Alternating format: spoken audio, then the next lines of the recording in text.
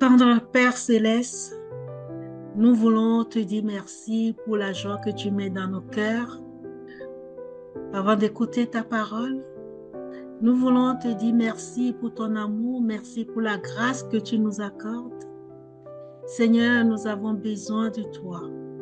Que en cet instant, que tu puisses nous remplir de ton esprit, nous baptiser de ton esprit, de nous donner un esprit bien disposé à ta parole. Et que ton esprit puisse nous convaincre du péché, afin que, Seigneur, nous puissions être transformés à l'image de Jésus-Christ. Je te prie, je te confie notre frère Christophe, que tu puisses le remplir de ton esprit. Même s'il a préparé les choses qu'il va nous dire, nous te demandons que ton esprit puisse parler à travers lui. Purifie-le, reste avec chacun de nous et que tu permets que le réseau puisse bien se fonctionner afin que nous puissions écouter ta parole sans difficulté. Au nom de Jésus, je te prie pour ta gloire. Amen. Amen. Amen. Amen. Alors, bonsoir à tous et à tous et soyez les bienvenus. Je suis très content de vous voir déjà un peu plus nombreux. Et, je vous demanderai pendant que Christophe va commencer à parler, que vous fermez vos micros afin que nous puissions être concentrés sur le message. Bonsoir Christophe, merci de répondre à notre invitation. Eh bien, c'est moi qui vous remercie beaucoup, surtout toi, Marceline, pour c'est des retrouvailles, hein, parce que ça fait un petit moment que... Ça fait un moment, oui, C'est vrai. exactement. On est tous très occupés, il faut être honnête, on est tous très occupés, et puis il y a d'autres personnes aussi qui doivent pouvoir s'exprimer, et c'est très très bien comme ça. Exactement. Et merci pour tout le travail que tu fais. Et je le dis en passant, méditation et prière, et membre d'ASI France-Belgique. Voilà, j'ai dit ça, j'ai rien dit. Voilà. Exactement.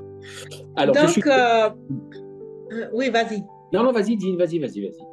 Mais donc, je te laisse la parole. Ah d'accord, ok. Alors, les amis, je suis content de vous retrouver. Certains parmi vous donc, sont habitués de ces rendez-vous de méditation et prière. Certains peut-être me connaissent, d'autres peut-être ne me connaissent pas. Donc, je ne sais pas si je dois me présenter par politesse, oui. Donc, je suis Christophe Michel, je suis papa, je suis adventiste, j'ai 2 grands-enfants. Je suis membre dans une église de l'Île-de-France. Je suis journaliste enseignant et c'est tout. Et voilà, et responsable de 2 associations, notamment une qui est très attachée à la thématique de la justification par la foi. Cette association s'appelle la Sentinelle des Temps et vous pouvez retrouver sur une page Facebook ou alors tout simplement sur la chaîne YouTube La Sentinelle des Temps, et bien un certain nombre de messages faits par moi ou par d'autres, toujours sur cette thématique de la rédemption, du plan de la rédemption tel qu'il est écrit dans la Bible. Donc voilà, et ce soir je voulais m'attarder avec vous sur un thème, et je l'ai titré « Comment demeurer en Christ ». Et pour ça, je vais être honnête, je me suis largement inspiré d'un ami, d'un frère qui a écrit là-dessus. Et j'y ajouterai évidemment mes réflexions personnelles. Voilà, ce sera donc un mélange de 2 personnes qui ont réfléchi là-dessus. Et je voulais partager ça. Pourquoi, comment demeurer en Christ? Il y a tellement de thèmes, n'est-ce pas? Tellement de thèmes à développer qui sont tout aussi intéressants dans la parole de Dieu. Et surtout dans cette fin de siècle, fin des temps de la fin, choisirez dans l'ordre où vous mettrez ça, demeurer en Christ. Parce que si je fais un sondage, vous allez tout naturellement me dire, mais oui, mais nous demeurons en Christ. ou alors nous avons un peu de mal. C'est sur cette deuxième partie de réponse que je vais m'attarder. Pourquoi? Parce que tout autour de vous et tout autour de moi, on sent quand même que ça se fissure, ça craque, la foi est impactée et on n'a pas toujours des gens très heureux. L'évangile ne produit pas ou peu ou plus des gens heureux. D'ailleurs, il y a une chanson qui s'appelait comme ça, Les gens heureux. Et moi, je me pose toujours cette question, puisque nous avons, et j'espère que vous avez avec vous la Bible, puisque nous avons une Bible, nous avons les écrits d'Ellen White. Bon, nous disposons quand même de beaucoup de matériel, nous connaissons à peu près les prophéties, nous avons été richement bénis en matière d'interprétation.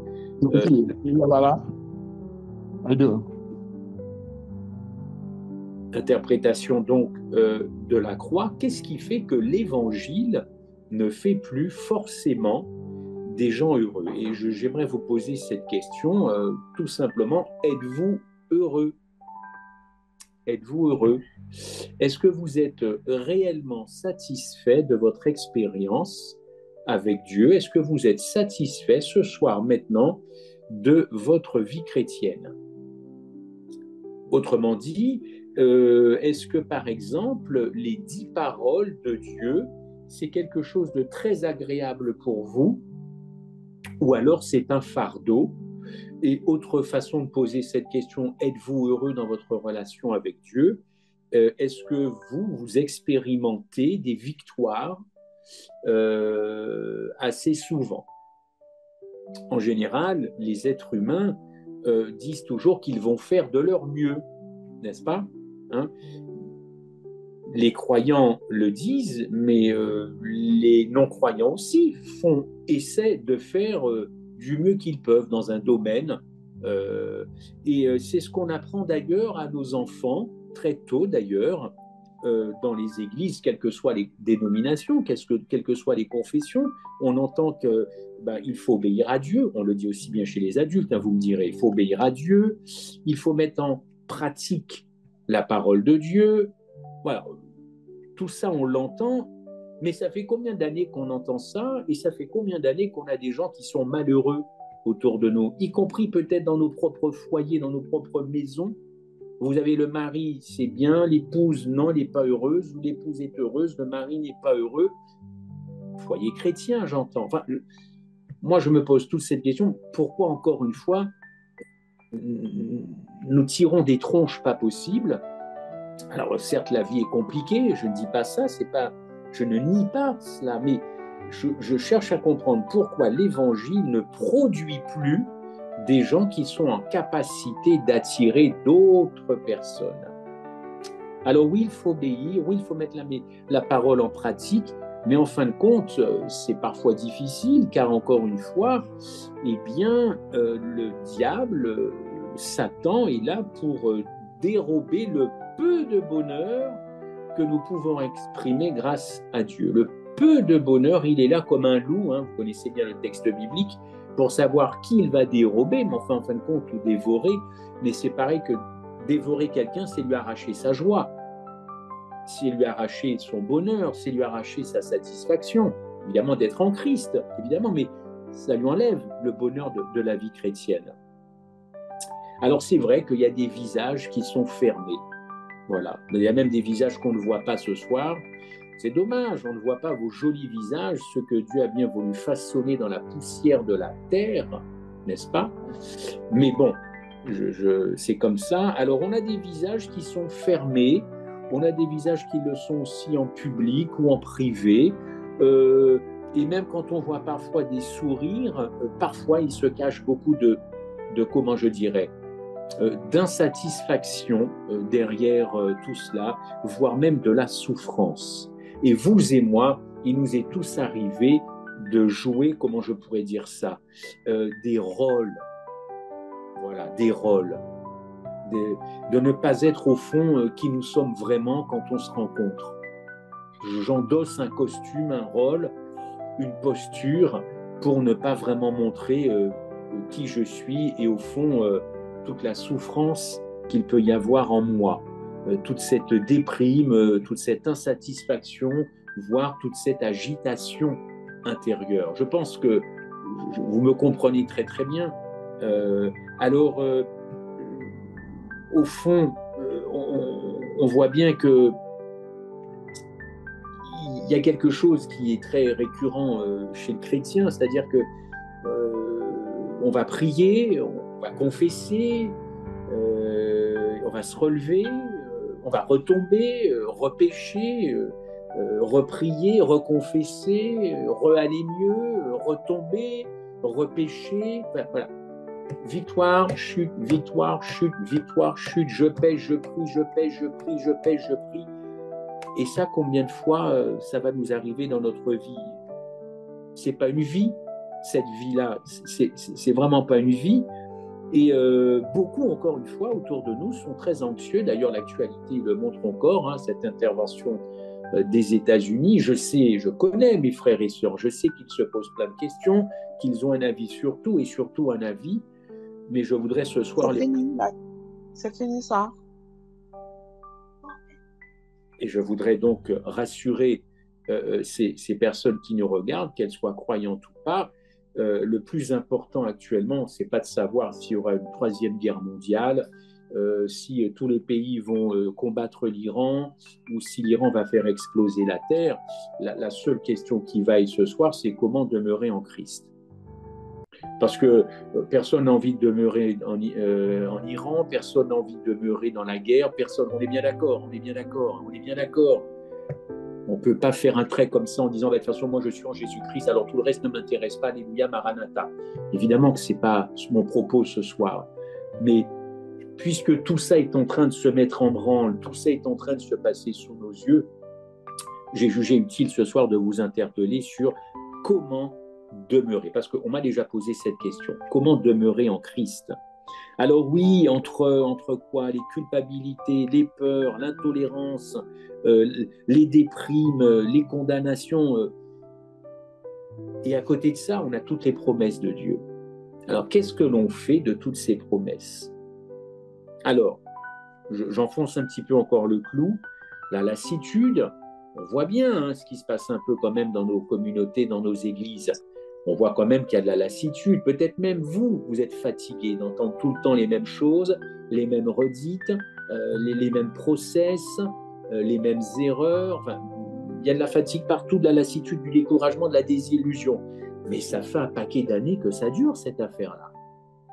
Moi, je suis arrivé en 1980 en France, en provenance de la Guadeloupe, suite à une séparation de mes parents.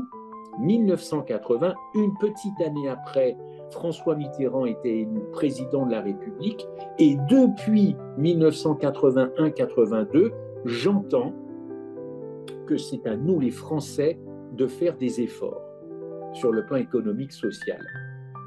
Depuis 1981-82, c'est toujours la même chose, ce sont aux Français de faire des efforts. On leur demande toujours de se serrer la ceinture. Vous voyez, et on est en 2025. Le discours n'a donc pas changé. Il ne change pas forcément dans d'autres domaines que la politique. Hein. Insatisfaction de l'âme pour Dieu. Et puis le tourment, les tourments des tentations. On éprouve ce sentiment, en fin de compte, de survivre dans l'Évangile et non pas de vivre l'Évangile. Vous saisissez la nuance? Survivre dans l'Évangile comme quelqu'un qui serait en apnée et qu'il lui faut toujours un peu d'oxygène parce que accablé par tout un tas de problèmes plutôt que de vivre l'Évangile. On est bien d'accord? Et on se sent limité à droite, à gauche par toutes choses de choses, encore une fois, qui viennent évidemment nous contrarier. Et pourtant, dans le fond de votre cœur, je suis sûr que vous aimez Dieu. Et je suis sûr que vous avez envie de vivre éternellement avec le Christ. Au fond du fond, quand on interroge dans le silence son cœur, on sait qu'on aime son Seigneur. On sait. Et pourtant, on n'est pas aussi joyeux que cela dans de telles circonstances. Alors,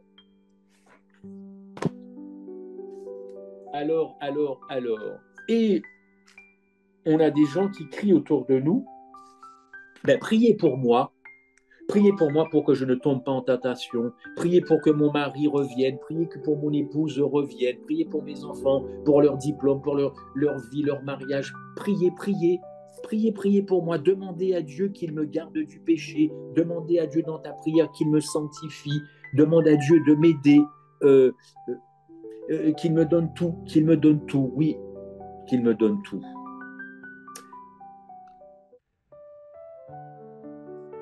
C'est complexe tout ça. C'est complexe. Quelle est la clé alors? Quelle est la clé de se demeurer en Christ? N'est-ce pas? La vérité, la voie qui mènerait à quelque chose qui ressemble à l'abondance. L'abondance, c'est un terme qui est connu dans la Bible. Je vous donnerai de la vie en abondance. Eh bien, on a ce texte-là dans le chapitre 8 de Romains. Vous pouvez prendre vos Bibles, il est là. Romains 8, c'est surtout Romains que j'affectionne. Romains 8, et là, Romains 8, ça suit Romains 7, par définition.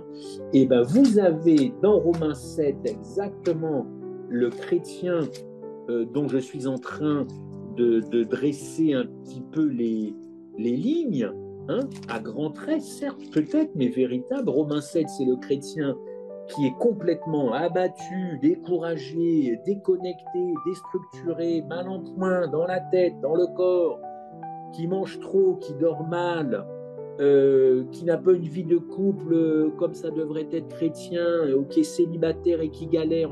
On a vraiment le chrétien qui n'est pas bien du tout. Et dans Romains 8, eh bien, le chrétien, encore une fois, qui s'en sort. Et les gens d'ailleurs qui veulent justifier le péché jusqu'à la fin de notre vie se servent très souvent de Romains 7. Et ils ne lisent pas Romains 8, puisque évidemment dans Romains 8, l'Éternel nous fait sortir de ce péché. Alors, lisez Romains 7 et Romains 8 tranquillement une autre fois. Moi, je vais juste vous donner un verset, vous connaissez bien, c'est Jean 15, prenez des notes, évidemment.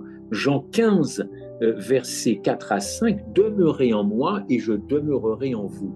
Vous connaissez bien. Et qu'est-ce que dit le texte après? Avez-vous remarqué? « Et c'est moi qui agirai en vous. J'agirai ». Donc vous l'avez remarqué, Dieu n'espère pas simplement demeurer en vous, il veut non seulement demeurer en vous, mais agir. N'est-ce pas?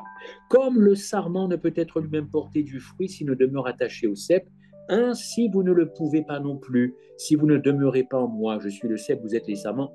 Vous connaissez le texte, vous porterez beaucoup de fruits.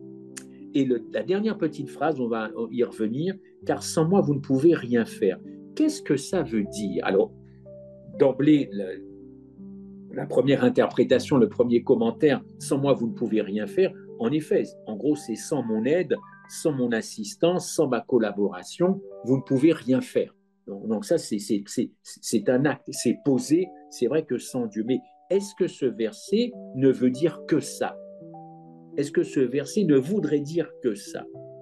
Et mon ami dont je me suis inspiré prend cette histoire d'un homme dont la voiture est en panne, n'est-ce pas, au bord de la route. Alors il fait de son mieux pour pousser la voiture, pour essayer de la démarrer, mais alors plus il pousse, plus il se fatigue, n'est-ce pas, et plus il se fatigue, moins la voiture avance. Oui ou non? C'est tellement vrai, c'est tellement vrai. Et là, il va voir quelqu'un qui passe à côté de lui, il lui demande de venir, de l'assister et de venir l'aider à pousser cette voiture. Ok? Bon, tant mieux pour lui, mais la vie éternelle, ça ne fonctionne pas comme ça. On ne demande pas aux autres de venir pousser notre carcasse pour que ça aille mieux. On peut leur demander de prier pour nous. Mais en fin de compte, quand Jésus dit « sans moi, vous ne pouvez rien faire », eh bien, je crois que plutôt que de réparer la voiture qui est en panne, c'est le moteur qu'il faut changer. C'est le moteur. Et là, Dieu se propose évidemment de changer le moteur et pas de simplement rafistoler un piston défaillant ou que sais-je. Changer le moteur. En fin de compte, c'est toute la réparation qu'il faut faire. Il faut extraire le moteur et mettre quelque chose de nouveau. Bon, sans moi, vous ne pouvez rien faire, n'est-ce pas? Alors oui, vous ne pouvez rien faire qui me plaise. Sans moi, vous ne pouvez rien faire qui me plaise. Sans moi, vous ne pouvez rien faire qui me fasse sourire, qui me fasse rire. Sans moi, vous ne pouvez rien faire qui puisse attendrir mon cœur. Sans moi, vous ne pouvez rien faire qui puisse que je tape la discute avec les anges et que je dise aux anges, ah mais regarde Patricia, bah, c'est excellent ce que fait Patricia, mais vraiment Annette, je ne m'attendais pas du tout à ça, quel bonheur, et tout le monde se réjouit.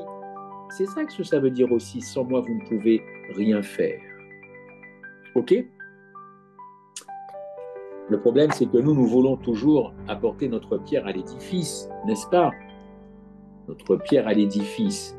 Et pourtant, il y a un texte qui dit dans Daniel 12, ce sont des textes que nous étudions alors pour les adventistes en ce moment dans ce que l'on appelle l'école du sabbat, qui est l'étude de la Bible hebdomadaire. Et il y a un texte de Daniel 12, versets 7 à 10, qui dit que la force du peuple saint, cette force sera entièrement brisée, alors plusieurs pourront être purifiés, blanchis et épurés. Vous le savez bien, c'est dans la faiblesse que Dieu agit, ce n'est pas dans la force. Celle ou celui qui se sent fort ce soir, ne comptez pas ce que Dieu agisse dans votre vie. C'est dans la faiblesse, d'ailleurs un autre verset biblique le dit, c'est dans la faiblesse que l'Éternel veut agir. Le texte de Daniel 12 ne dit pas le contraire. Alors, la vie chrétienne, la vie du croyant, ça ne consiste pas à essayer de faire du bien que ce soit bien. Non, la vie chrétienne ne consiste pas à faire le bien, ni simplement à faire de son mieux. Non, c'est pas ça. Nous ne pouvons pas obéir à la volonté de Dieu par nous-mêmes, ni avant, ni après notre baptême. Vous et moi, nous n'avons pas du tout changé quand nous sommes sortis des eaux du baptême. Pas du tout. Nous sommes sortis des eaux avec le même caractère, la même mauvaise humeur, n'est-ce pas? Les mêmes mauvaises pensées, les mêmes mauvaises habitudes, ça n'a pas changé. Cette nature pécheresse, elle est là. Alors attention, certains d'entre vous ont laissé tomber des choses probablement nocives, et c'est très bien. Là, il y a eu du changement.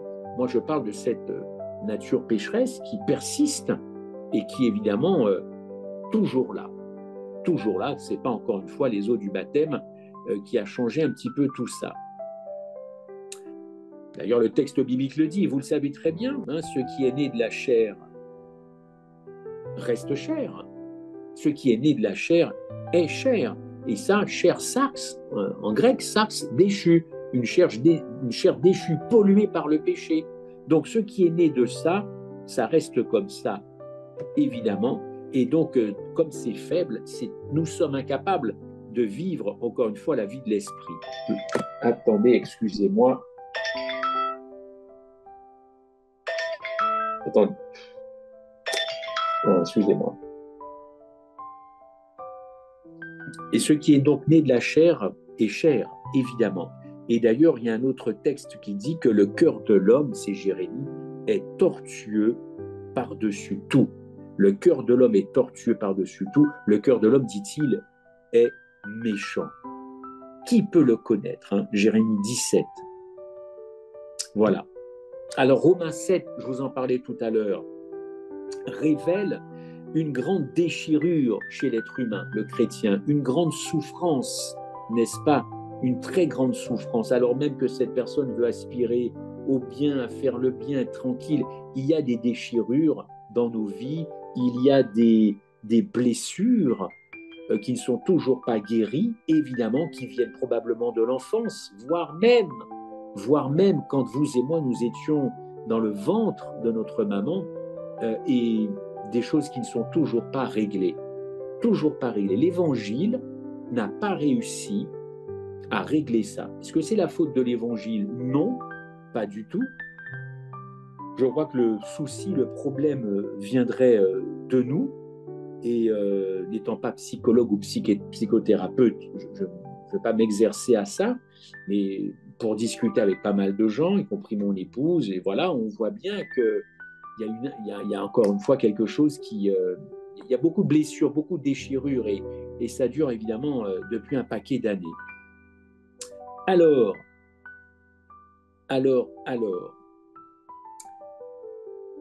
cette nécessité d'avoir un cœur nouveau correspond avec une réponse de cet entretien demeurer en Christ. La nécessité d'un cœur nouveau et d'un esprit nouveau. Vous connaissez ce texte d'Ézéchiel 36, versets 26-27.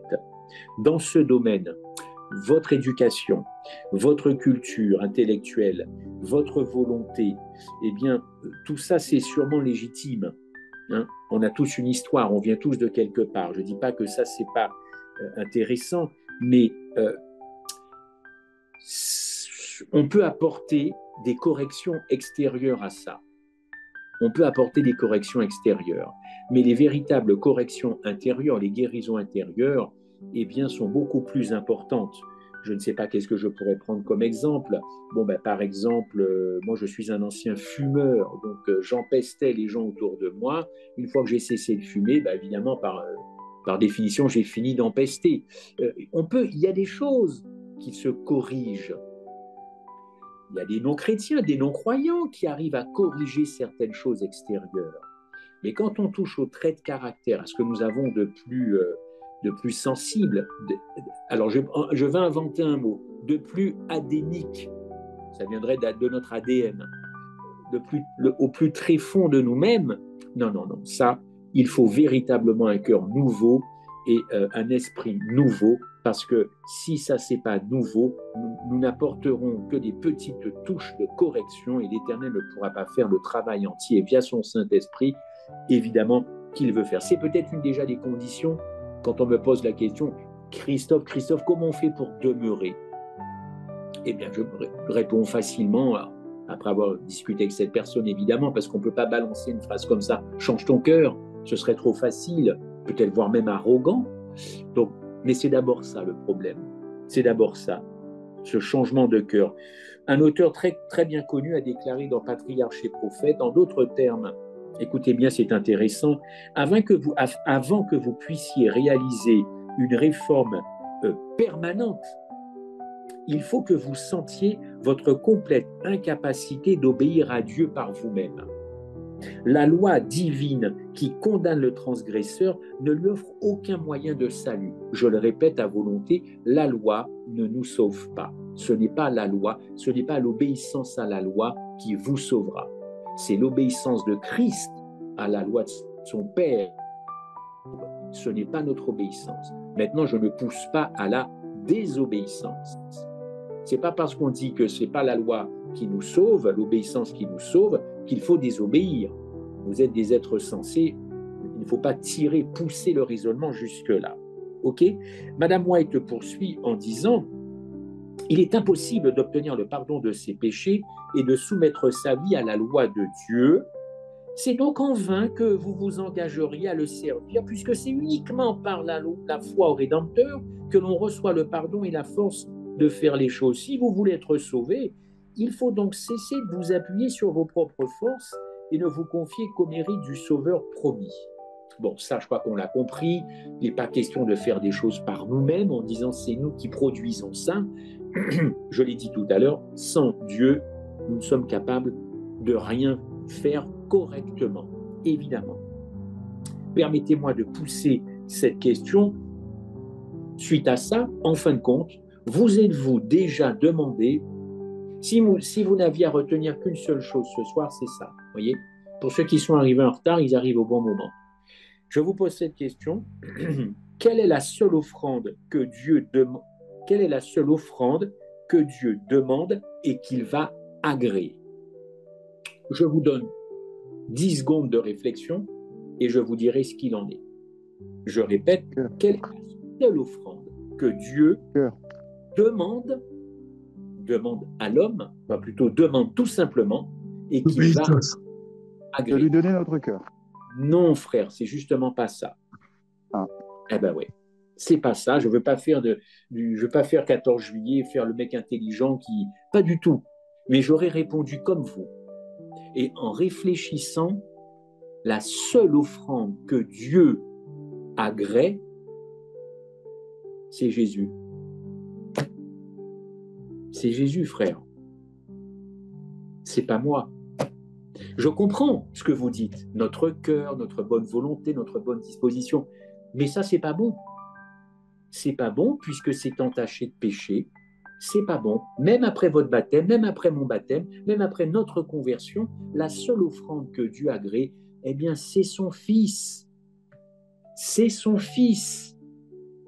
Mais comme vous et moi, nous avons été placés en son Fils, mais c'est d'abord son Fils, la seule offrande que Dieu agrée, c'est le sacrifice de Jésus-Christ à la croix. C'est même pas ma volonté de m'être fait baptiser il y a maintenant pas mal d'années. Ce fut une grande joie au ciel pour vous. Mais ce n'était pas cette offrande-là. Alors oui, c'est vrai que dans la Bible, il y a marqué offrir notre cœur, l'offrande de notre cœur. Mais voyons offrande de façon beaucoup plus large. Puisqu'il n'y a que Christ qui a vécu une vie juste sur cette terre de péché, qui a obéi juste, une obéissance juste vis-à-vis de son Père, un amour pur vis-à-vis de son Père, un amour pur vis-à-vis des autres, même contre les méchants. Enfin, je ne vais pas vous faire le truc de la vie de Jésus ce soir. Vous la connaissez mieux que moi, une vie sainte et pure. C'est ça que Dieu va prendre et agréer comme offrande. Je n'avais pas pensé à ça, mais j'aurais répondu comme vous. Eh bien non, même ma vie, ma vie la plus carrée, la plus aimante, la plus serviable, la plus honorable, la plus engagée dans l'Église, la plus engagée pour les autres, le prochain, les pauvres, les vieux, même non, ce n'est pas cette vie-là que Dieu agrée. Dieu agrée la perfection. Et il a trouvé la perfection en son Fils.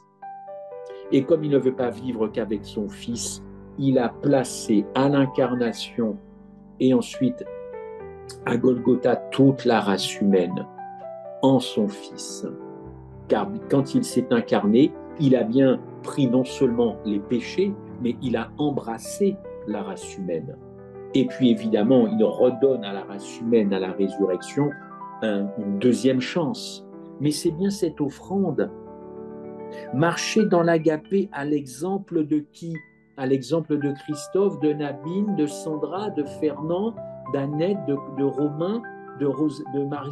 Ah, non, c'est pas ce que le texte dit. Je répète, Éphésiens 5, 2, marcher dans l'amour agapé à l'exemple de Christ, qui nous a aimés et qui s'est livré lui-même à Dieu, donc son Père, comme une quoi? Prenez la référence, comme une offrande et un sacrifice, évidemment, de bonne odeur. Vous êtes avec moi, tout va bien, vous ne vous ennuyez pas, c'est bon? Bougez pas.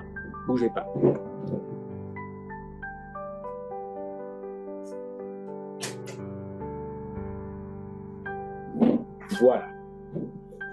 Alors, la seule vie, encore une fois, que Dieu accepte, partageons ça tranquillement ce soir et réfléchissez à ça demain dans votre vie, dans votre activité, demain au boulot. C'est la justice parfaite du Christ, son histoire d'amour avec la race humaine, sa sainteté quand il était sur cette terre, son modèle de vie. Nous ne pouvions et ne pouvons pas égaler ce genre de vie pour l'offrir à Dieu, même pour lui être agréable. Nous ne pouvons absolument pas vivre cette vie que Dieu nous demande, c'est-à-dire celle de Jésus-Christ afin d'accéder au ciel. Seul Christ a pu vivre cette vie et seul Christ est encore à même de vivre cette vie aujourd'hui dans votre vie. C'est là que ça devient intéressant. C'est que c'est sa vie parfaite qu'il veut vivre dans ta vie, Laurence, Laura, Rico, voilà. C'est sa vie parfaite, offerte en offrande et agré, qu'il veut vivre dans ma vie. Alors que moi, je veux vivre ma vie à moi, plutôt bien réglée, sympa, gentil, tout ça, c'est pas cette vie-là qui est bonne, c'est la vie de Christ qu'il veut vivre dans ma vie. Vous saisissez, alors vous avez tout un tas de textes, hein. Vous avez Colossiens 1, 27, Philippiens 1, Galates 2, 20. Il est donc nécessaire, je répète, que ce soit lui qui vienne vivre sa vie dans ma vie. Galates 2, 20, Philippiens 1, 21, Colossiens 1, 27. On va lire Colossiens 1, 27. Allez, la Bible est ouverte. Ben, j'ai même Galates 2, 20. Bon, alors, Galates 2, 20, c'est le premier texte qui est là.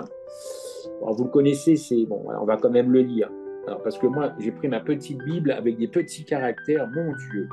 Galates 2, verset 20, c'est quand même terrible de perdre la vue.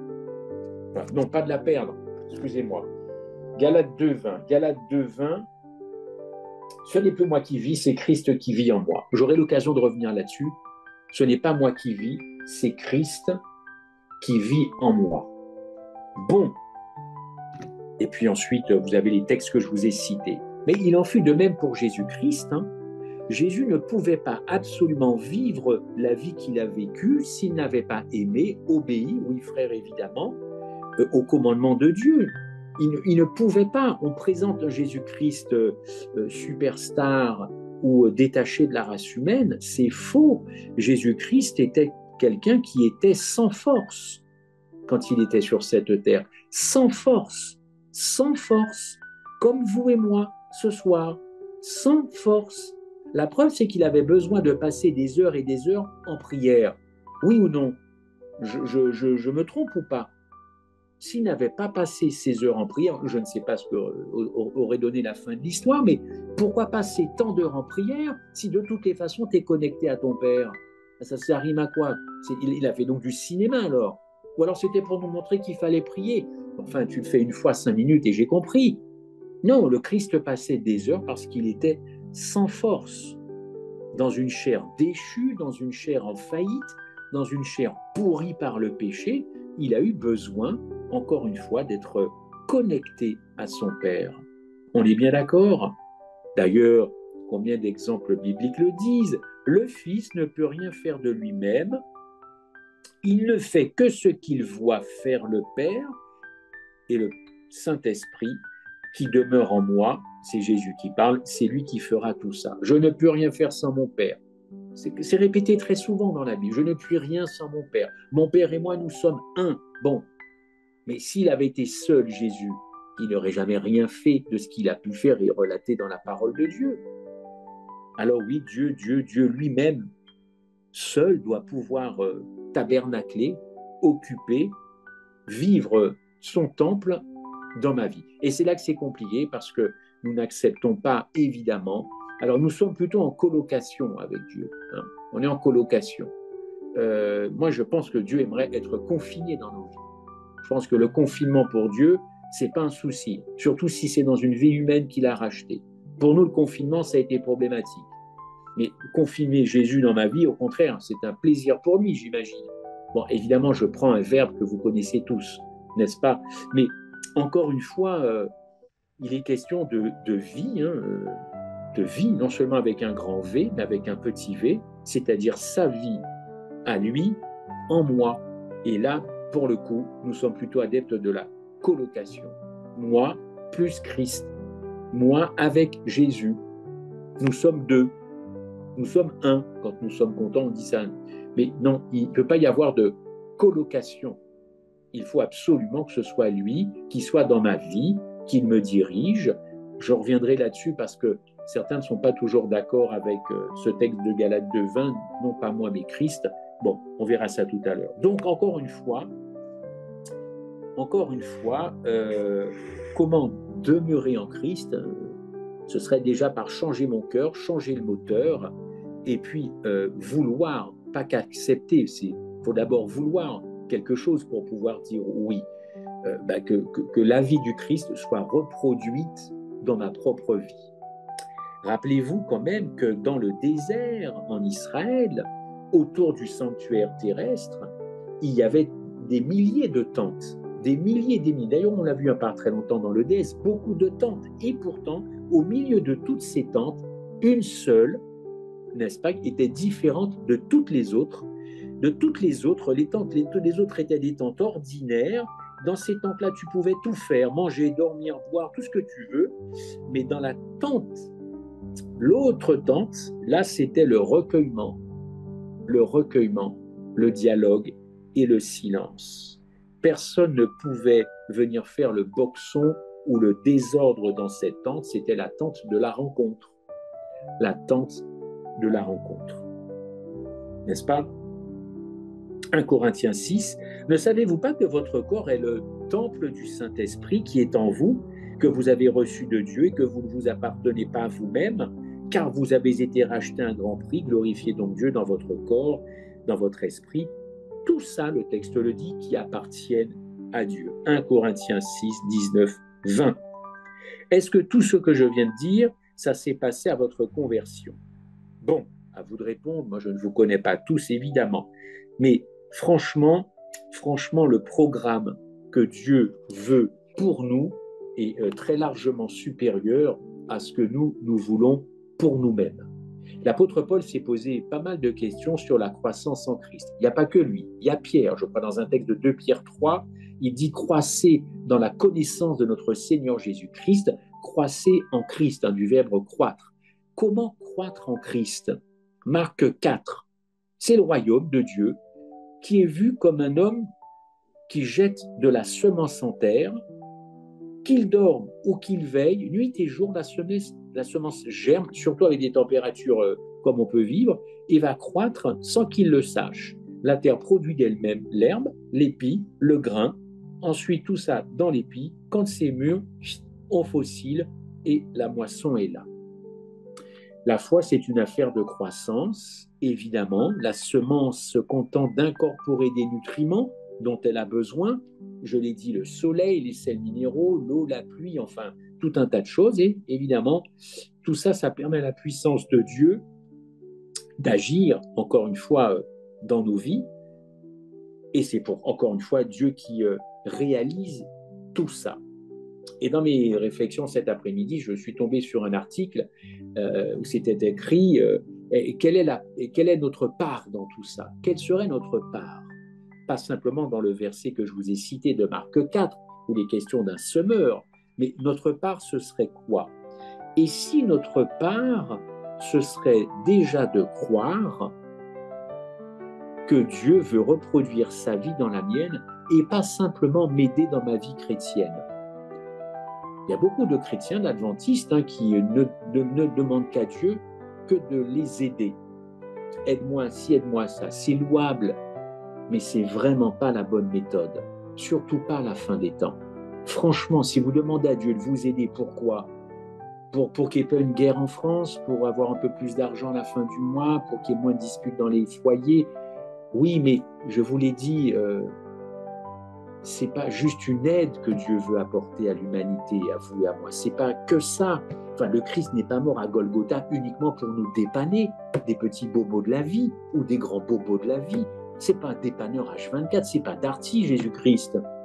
C'est pas boulanger, c'est pas des gens qui viennent dépanner une machine qui marche pas.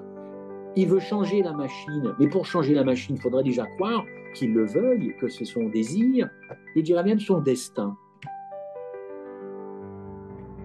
Et pourtant, dans nos prières, nous retombons toujours dans les mêmes travers. Toujours dans les mêmes travers.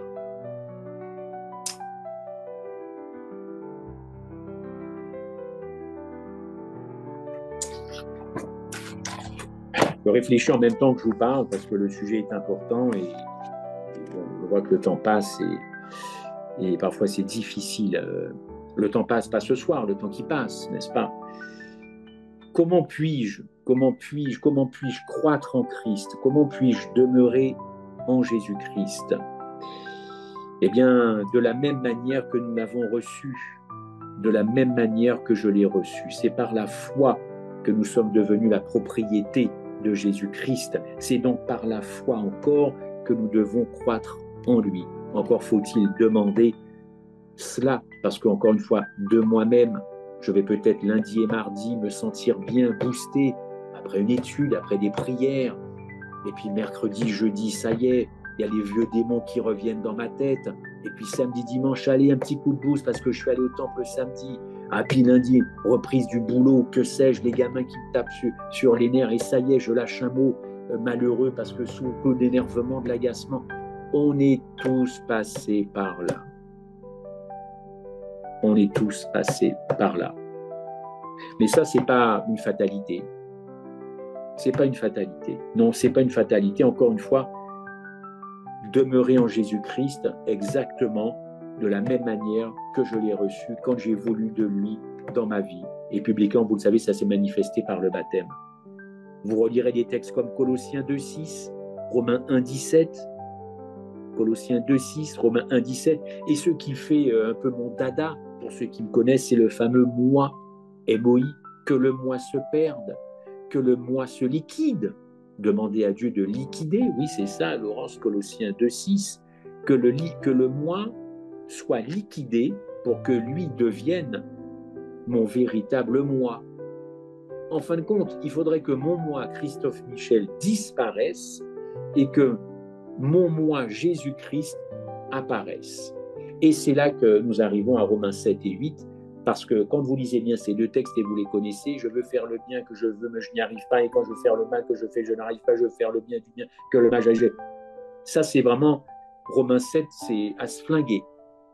Il n'y a aucune issue pour Romains 7, pour ce chrétien-là. Aucune issue. Il se tire une balle. Tout ce qu'il a de mieux à faire, c'est ça. Parce qu'il prend conscience, moi je le dis comme ça, tenir une vie chrétienne jusqu'à la fin comme ça, mais alors pourquoi être chrétien, quoi? Pourquoi être chrétien? Autant être bouddhiste. Je l'ai déjà dit 100 fois. Bouddha nous regarde toujours avec un grand sourire. Mais Romains 8 arrive, évidemment parce que Paul parle de conversion, et là c'est la sortie. Le moi, que le moi se perde encore une fois. Et on arrive à Galates 2,20. Une fois un ami m'a dit, mais non, Galates 2,20, c'est pas possible. C'est pas possible. Non pas moi, mais Christ. C'est impossible. Dieu ne veut pas, comment je pourrais dire ça? Il ne voudrait pas nous désintégrer. Il a besoin de moi. Je ne suis pas un robot. Si c'est lui qui prend le contrôle de ma vie, du coup, c'est plus moi qui vis. Donc c'est lui. Mais ça, c'est ce que dit le verset. Oui, mais moi, je ne suis pas, encore une fois, un robot. J'ai besoin d'une conscience. Il nous a donné une conscience pour être éveillé. Donc, il avait un problème avec Galates 2,20. C'est parce qu'il n'a pas compris le fond de Galates 2,20. Non pas moi, non pas mon ego, mon égoïsme pour diriger ma vie, prendre des décisions, mais la vie de Christ, qui, elle, fut parfaite. Non pas l'affirmation de soi, mais l'exaltation de Christ. Je répète, non pas l'affirmation de soi, mais l'exaltation de Christ. Il faut d'ailleurs, le texte le dit, Jean 3,30, il faut qu'il croisse. Je n'invente rien ce soir, et que je diminue. Mais pourquoi nous passons si rapidement sur ces versets que vous et moi nous connaissons? Il faut qu'il croisse, lui, le Christ, et que moi je diminue. Il ne peut pas y avoir de cohabitation. Le péché ne peut pas cohabiter avec la sainteté. Eh bien, il ne peut pas y avoir de cohabitation moi plus Christ. Le faux évangile, répandu partout sur la surface du monde, il y a un faux évangile qui a pris racine dans le christianisme. Gardez ça pour vous ce soir. Il existe un faux évangile. Il est dans les églises. Il est dans les fondations de nos doctrines et tout. C'est enraciné dans ma tête, dans mon cœur. Ce faux évangile, c'est, on va le résumer comme ça, moi plus Christ. Voilà le faux évangile. La Bible ne connaît pas cet évangile-là. Nous avons un faux évangile. Nous adorons un faux Jésus si nous sommes là-dedans. Précision. Le vrai évangile, c'est Galates 2,20. Non pas moi, mais Christ. Alors je sais, c'est très péremptoire. Ça fait très radical de la part de Paul. Non, pas toi, pas ta vie, non. Est-ce que ça veut dire tu n'es rien du tout, une misère, tu ne vaux rien? Nous avons de la valeur. Ce n'est pas sur ce plan-là. Mais si c'est moi plus Christ, alors voyez, regardez autour de vous, voilà le résultat. Voilà, il n'y a pas besoin de faire des grands discours. Regardez autour de vous. Laissez permettre à Jésus de vivre sa vie en nous à travers nous, c'est en fin de compte accepter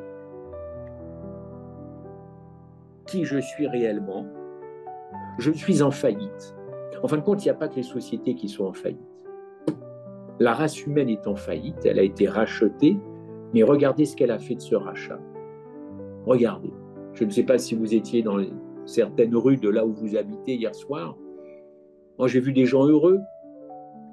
Ils ont le droit d'être heureux. J'ai vu des gens qui chantaient, de la musique. Et je me disais, bon, ok, ils sont heureux. Ils ont été rachetés, mais ce n'est pas de cette joie qui les anime ce soir. Ce sont des notes de musique qui les animent. Ce n'est pas la conscience d'avoir été racheté à Golgotha. Bon, oui, on a le droit d'être heureux, mais c'est un bonheur vraiment qui ne dépend que des circonstances. Parce que la même personne hier soir qui sautait, qui chantait sur Supertramp ou je ne sais pas quoi, c'est probablement la même qui a pleuré ce matin ou ce midi, suite à une contrariété.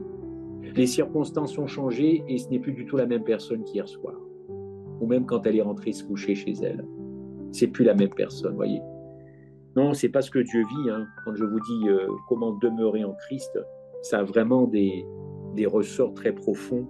Il faut qu'il croisse, que je diminue. Rappelez-vous la chute en Éden. Séparation, autonomie, indépendance, revendication. On entend les mêmes mots aujourd'hui. Hein. Autonomie, revendication, indépendance, voilà. Rien de neuf sous le soleil, comme disait l'Ecclésia, rien de neuf. Les choses n'avancent que peu rapidement. Nous sommes toujours dans l'esclavage du péché, n'est-ce pas? Ce n'est pas Dieu qui a imposé cet esclavage, encore une fois. Alors oui, il faut le dire haut et fort, croire en Christ, c'est cesser une fois pour toutes de croire en moi. Non pas que je sois nul, que je sois débile, que je sois moche, c'est pas ça. Croire en soi, dans le sens que je l'exprime ce soir, c'est se croire en capacité personnelle d'agir correctement, de penser correctement. C'est un peu ça le fond de ma pensée. Car si nous avons été dotés d'un cerveau et des sentiments, ils me sont propres. Ce cerveau, il m'est propre. Mais je dois mettre le Christ dans mon cerveau plutôt que de faire agir mon cerveau sans Christ. Donc c'est ça que je veux dire. C'est croire, cesser une fois pour toutes de croire en moi, de croire dans la chair. Et croire en Christ revient à croire en mon vrai moi.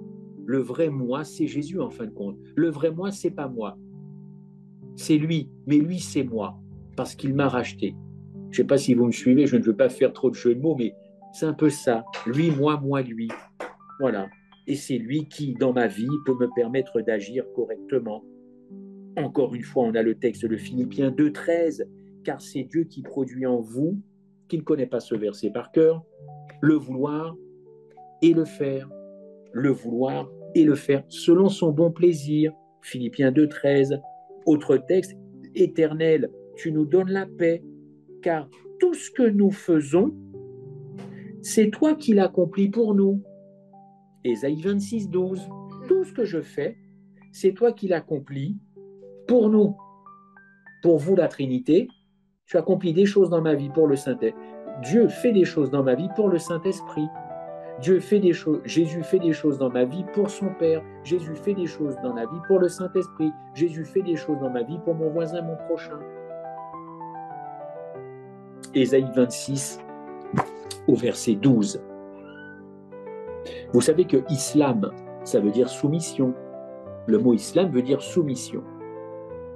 Soumission, c'est connoté négativement. Hein. Une femme soumise à son mari, des enfants soumis, je vais te soumettre, soumettez-vous. Pourtant, on a ce verbe dans la Bible, hein, plusieurs fois, hein, mais c'est devenu une connotation négative. Et pourtant, la soumission a quelque chose à voir avec le repos parfait, le repos en Christ et le repos de Jésus. Moi, cette soumission-là, cet islam, si je prends ce terme-là, me va bien. Parce que ce n'est pas une soumission forcée, puisque j'ai voulu bien accueillir Christ dans ma vie. Il n'y a pas de forceps. Des femmes qui ont accouché,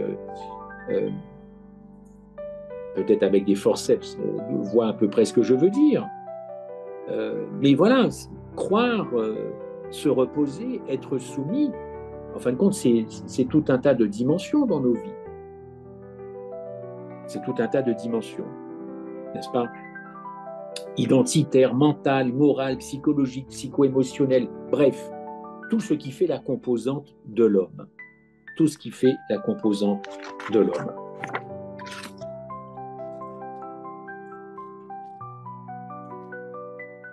J'arrive à la fin pour... J'espère qu'il n'y a pas de souci de connexion. Est-ce que vous êtes bien avec moi? Parce que je vois des petits messages connexion, mais si tout va bien, tant mieux. Oui. Bon, merci. Alors, merci Christophe. On a bien entendu. Vous avez des questions? Ah bon, d'accord. Alors, ok, non, d'accord. Moi, j'étais juste pour les points de connexion. Donne-moi la conclusion, si tu permets. Ah, d'accord. Donne-moi la conclusion. Voilà, en effet. Parce que je pourrais encore parler comme ça longtemps, mais tu as raison. Non, moi, je voyais un tout petit message.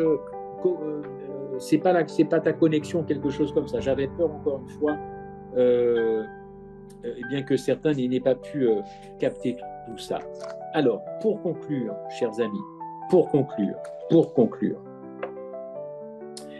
nous ne sommes pas des robots.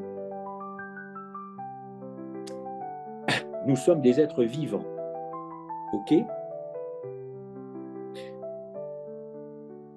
On a tous eu un moment où nous sommes nés, où nous avons été baptisés ou pas. On a senti plus ou moins la période de notre conversion ou pas. Certains peut-être ne se sentent absolument pas convertis ce soir. D'autres sont dans cette quête de conversion, de changement, parce que c'est ce que ça veut dire, conversion, métanoïa, changement complet. 180 degrés. C'est plus la même personne. Donc on a tous les cas de figure, n'est-ce pas? Tous les cas de figure. On n'est pas des robots. Voilà. Bon, au contraire, nous sommes de nouvelles créatures. Mais nous le sommes en Christ. Et un ami me disait justement, à propos de ce titre, que j'aurais pu le titrer « Comment être en Christ ?» Parce que c'est vrai, chronologiquement, être en Christ et demeurer, c'est chronologique évidemment. Je ne parle pas de la fin. Je considère que nous sommes tous en Christ, car autour de moi, j'ai beaucoup plus de gens qui sont en souci de demeurer que d'être en Christ. C'est vrai qu'être en Christ, ça se voit quand on ne l'est pas. Mais partons du principe que nous le sommes. Et nous le sommes. Nous avons été rachetés. Nous sommes de nouvelles créatures. Le problème, pour moi, ce soir, c'est que ça ne se voit pas toujours. Voilà, c'est ça mon truc. Et comme nous sommes des nouvelles créatures rachetées par le sang de Christ, la question qui me vient le plus souvent à droite à gauche, c'est comment demeurer en Christ. L'apôtre Paul, vous n'avez qu'à étudier l'apôtre Paul et vous en saurez beaucoup plus. Mais ce que je veux dire par là, c'est que nous sommes des nouvelles créatures en Christ. À chaque pas et dans chaque circonstance, vous et moi, il nous faut toujours de nous rappeler de notre position en Christ. Oui, voilà, David. Il nous faut rappeler toujours notre position en Christ et se demander qu'est-ce que Jésus aurait fait à ma place? Ou plutôt, mieux que ça, qu'a-t-il déjà fait à ma place? Ce n'est pas la même chose. Qu'a-t-il déjà fait?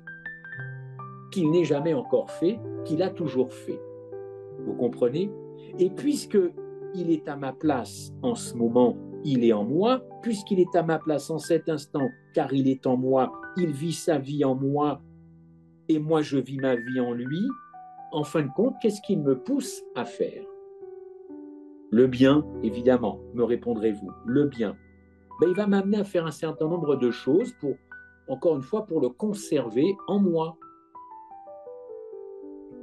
La prière, le jeûne, le respect de son corps, le respect des autres, le respect de sa communauté. C'est ça le truc en fin de compte. Qu'a-t-il déjà fait pour que moi je puisse simplement dupliquer, répliquer ce qu'il a déjà fait, ce qu'il a déjà prévu? On a l'habitude de dire, nous qui sommes dans la mission, il y en a un certain nombre qui connaissent bien la mission, Dieu a déjà préparé les choses à l'avance. Hein? Très bien, Paul dit que les œuvres sont déjà prêtes à l'avance. nous n'avons plus qu'à l'exécuter. Ben oui, c'est mon propos ce soir. Qu'est-ce qui nous empêche de vivre la vie que le Christ a vécue, qu'il veut vivre dans ma vie? En matière d'œuvre, il n'y a pas de problème. On dit tout, on balance tout juste ce verset-là, les œuvres préparées à l'avance. Mais moi, je ne parle pas d'œuvre, moi, je parle de vie complète. De vie complète. Vraiment, pour conclure, qu'est-ce qu'il me pousse à faire? Qu'est-ce qu'il me pousse à penser? Qu'est-ce qu'il me pousse à dire?